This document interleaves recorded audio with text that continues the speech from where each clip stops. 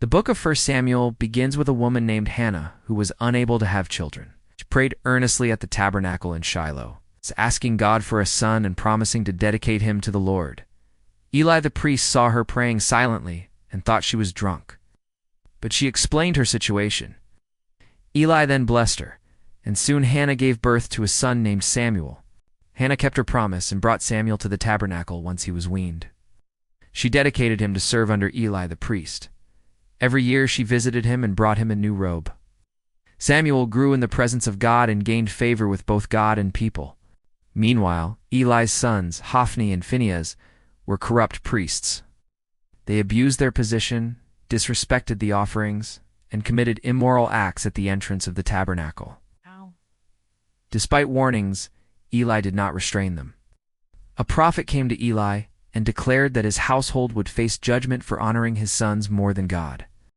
One night, while Samuel was still a boy, God called out to him in the night. Samuel thought Eli was calling him and went to him 3 times. Eli realized it was God and told Samuel to respond if he heard the voice again.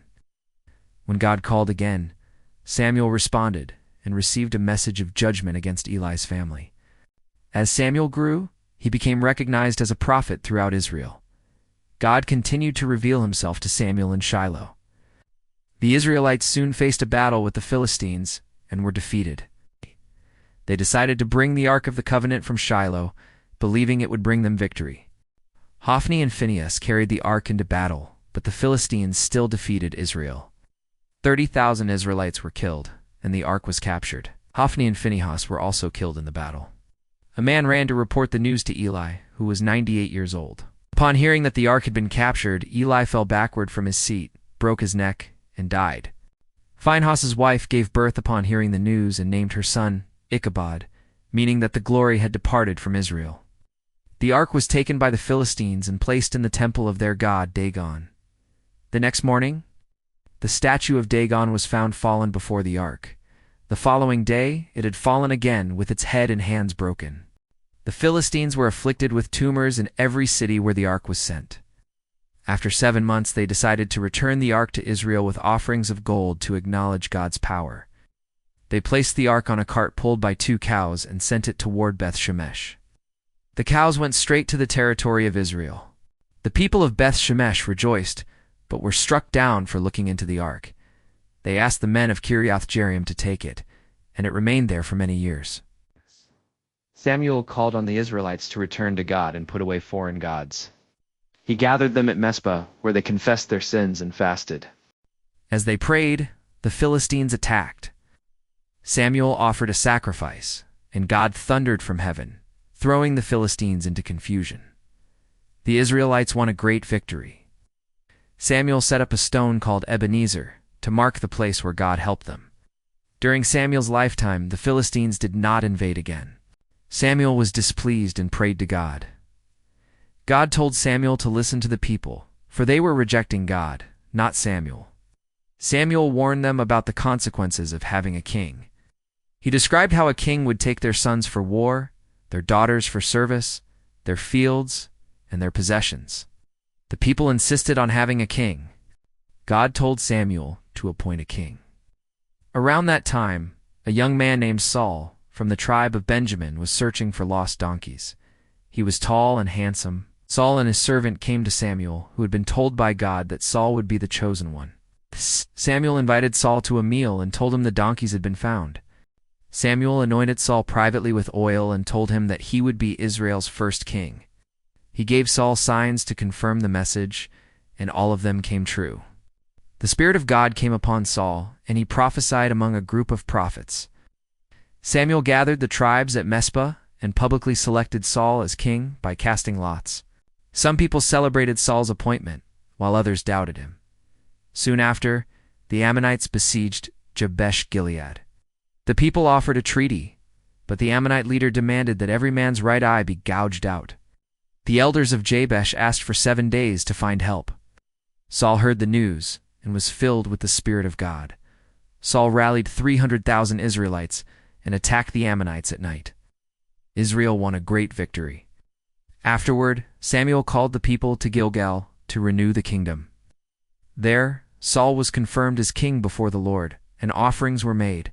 Samuel addressed the people, testifying to his integrity and reminding them of God's faithfulness.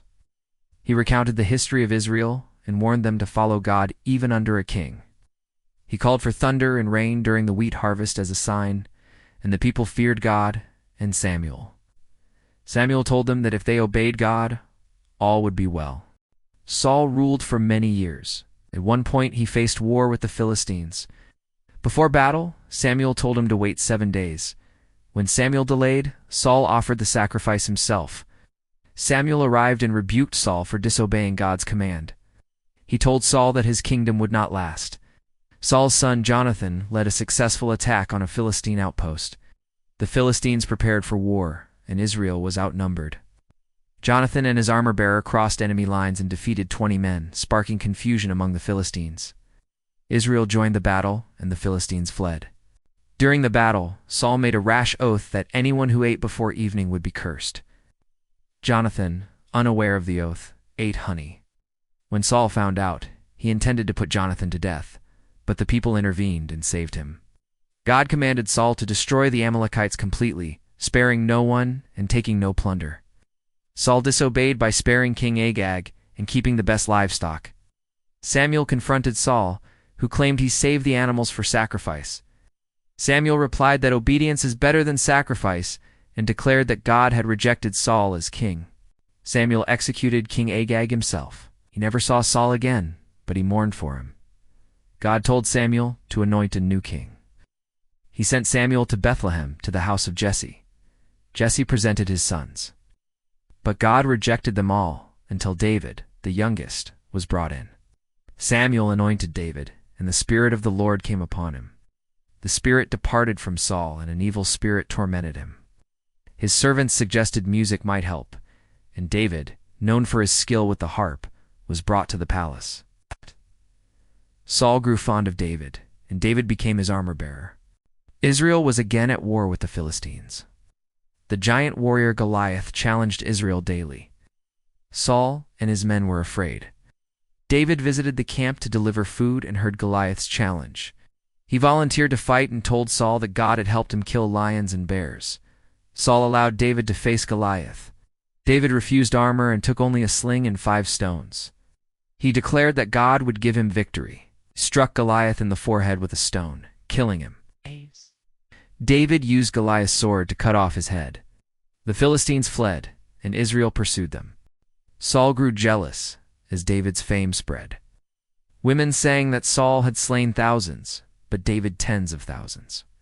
Saul became suspicious and tried to kill David with a spear. David escaped and became a military leader, winning many battles. Saul gave his daughter Michal to David in marriage, hoping it would trap him, but she loved David and helped him escape from Saul's further attempts to kill him. Jonathan, Saul's son, was David's closest friend and tried to protect him. David fled and visited the priest Ahimelech, who gave him holy bread and Goliath's sword. He then fled to Gath, feigned madness, and escaped again. David gathered followers and hid in various places. Saul pursued him relentlessly. One night, David had a chance to kill Saul in a cave, but only cut off a piece of his robe. David showed Saul the piece and declared that he would not harm the Lord's anointed. Saul wept and acknowledged David's righteousness.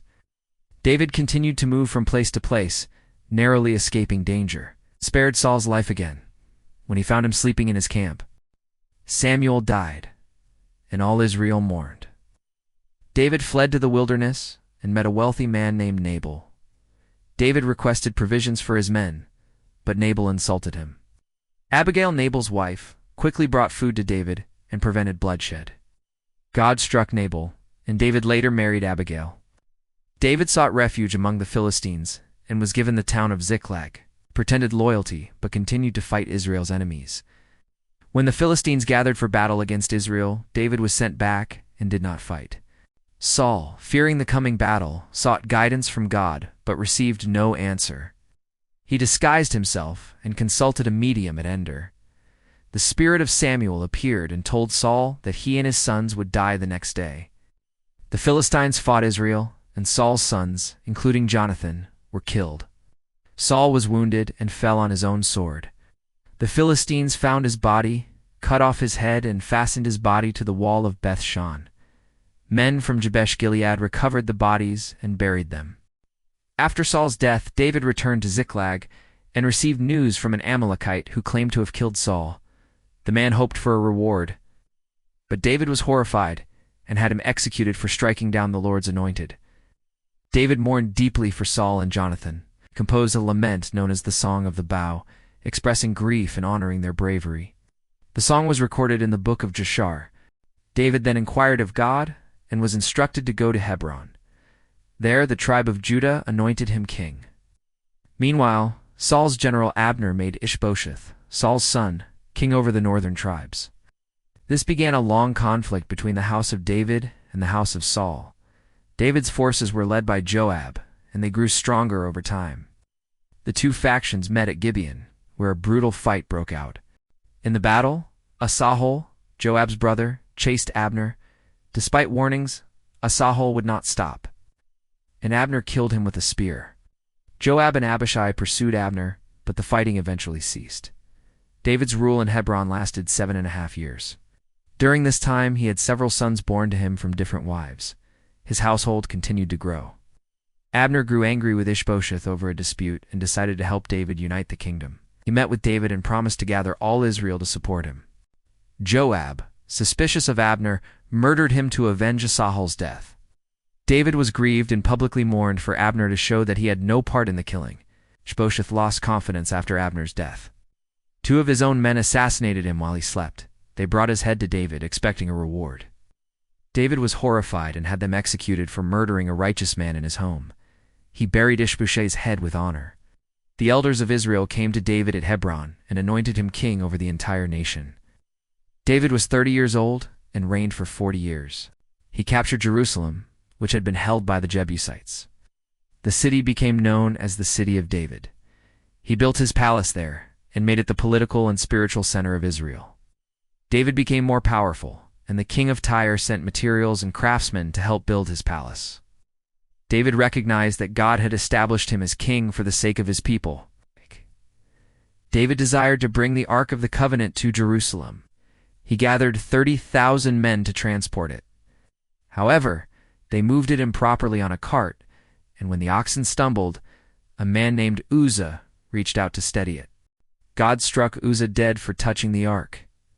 David was afraid and left the ark in the house of Obed-Edom, where it remained for 3 months.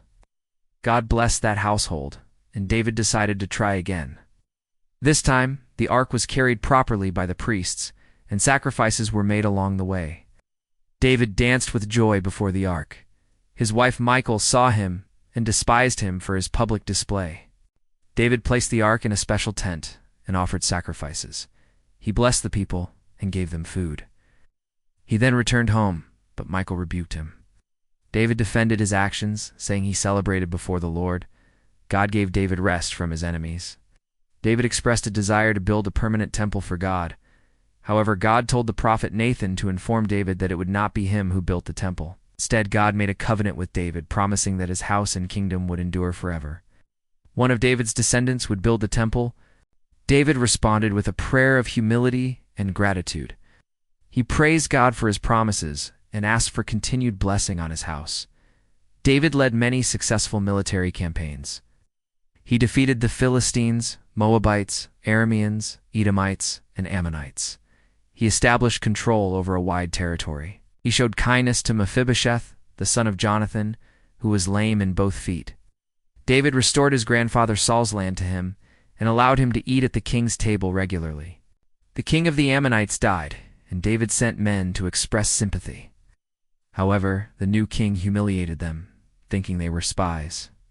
This led to war. David sent Joab to fight, and after many battles, the Ammonites were defeated. David remained in Jerusalem during one of these campaigns. While walking on the roof of his palace, David saw a woman named Bathsheba bathing. He sent for her and slept with her. She became pregnant. To cover up the situation, David called her husband Uriah back from the war. Uriah refused to go home while his comrades were in battle. David then sent Uriah back to the front with orders for Joab to place him in the fiercest fighting and withdraw. Uriah was killed in battle. After Bathsheba mourned, David married her. But God was displeased and sent the prophet Nathan to confront him. Nathan told a parable about a rich man stealing a poor man's lamb. David became angry, and Nathan declared, "You are the man." He pronounced judgment. God forgave David, but declared that the sword would never depart from his house. A child born to Bathsheba died despite David's fasting and prayers. Later, Bathsheba bore another son, Solomon, whom God loved. Nathan the prophet gave him the name Jedediah, meaning beloved of the Lord. David's family faced internal turmoil. His son Amnon lusted after his half-sister Tamar and raped her. David was angry, but did not punish Amnon. Absalom, Tamar's full brother, waited 2 years and then killed Amnon. He fled and lived in exile for 3 years. Eventually David allowed him to return, but would not see him for 2 more years. Absalom reconciled with David but began to steal the hearts of the people. He declared himself king in Hebron and gathered support. David fled Jerusalem with his household and loyal followers. He left 10 concubines behind to care for the palace. Zadok the priest and the Levites brought the ark, but David sent it back, saying if God favored him, he would return to Jerusalem. Absalom entered Jerusalem and consulted with Ahithophel, David's former advisor. Ahithophel advised a swift attack, but another counselor, Hushai, gave different advice to delay Absalom. David crossed the Jordan and prepared for battle. The armies met in the forest of Ephraim. David instructed his men to spare Absalom. During the battle, Absalom's hair got caught in a tree, and he was left hanging. Joab ignored David's command and killed him. Joab rebuked David for shaming his soldiers. David then went out to encourage the people. He returned to Jerusalem and was restored as king. There was unrest among the tribes about David's return. A man named Sheba led a rebellion. Joab pursued him, and a wise woman in the city where Sheba hid convinced her people to hand him over. Joab also killed Amasa, who had been appointed commander. David's administration was re-established with trusted officials. A famine struck the land for 3 years due to Saul's previous actions against the Gibeonites. David inquired of God and was told that justice must be done. He allowed the Gibeonites to execute 7 descendants of Saul. Afterward, God ended the famine. David retrieved the bones of Saul and Jonathan and buried them properly. There were continued wars with the Philistines. David's men killed several giants descended from the same line as Goliath. David sang a psalm of praise to God for deliverance from enemies. He recounted God's strength and faithfulness in battle and leadership. He declared that God's way is perfect and that he trains his hands for war. The psalm honored God's covenant and his steadfast love. The book ends with David's final words, acknowledging God's justice and the hope of a righteous ruler. David sinned by taking a census of Israel, which was against God's command. As punishment, God sent a plague that killed 70,000 people.